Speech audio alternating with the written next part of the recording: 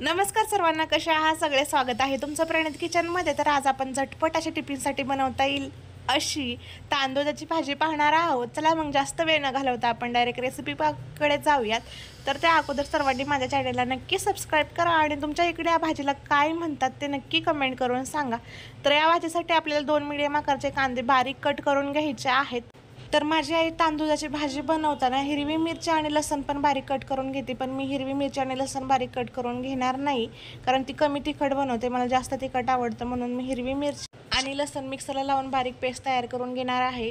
Cut केलं तर तिखट कमी होतं आणि बारीक वाटून घेतलं मिक्सरला तर तिखट जास्त होतं, त्याच्यामुळे मिक्सरलाच केलेलं आहे बारीक मी. आणि कढईमध्ये 3 चम्मच तेल ॲड करून घ्यायचं आहे आणि कांदा टाकून द्यायचा आहे आणि कलर चेंज होईपर्यंत छान असा परतून घ्यायचा. भाजीमध्ये तेल जास्तच यूज करायचं, कारण मग ते आपण ही भाजी जी आहे तेलामध्ये परतून शिजवून घेणार आहोत.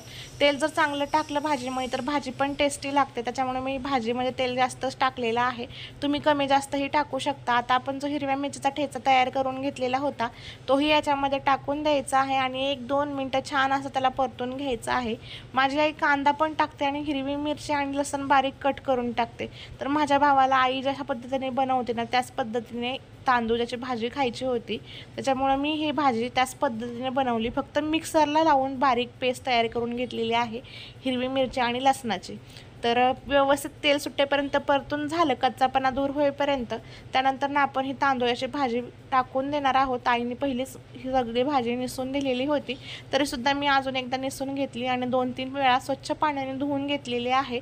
त्यातली माती पूर्ण जाईपर्यंत धुवून घ्यायची हिला आणि कढईमध्ये ॲड करून द्यायची. चवीप्रमाणे मीठ टाकायचं, छान अशी परतून घ्यायची आहे तेलामध्ये.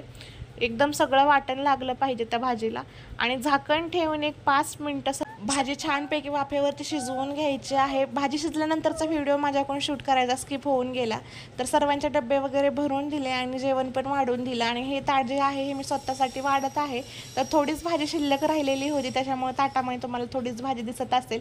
सोबतच मी कांदा भजी आणि पापड पण तळलेले होते. पिलूच्या पप्पांना कांदा भजी खूप आवडतात म्हणून मी बनवलेली होती.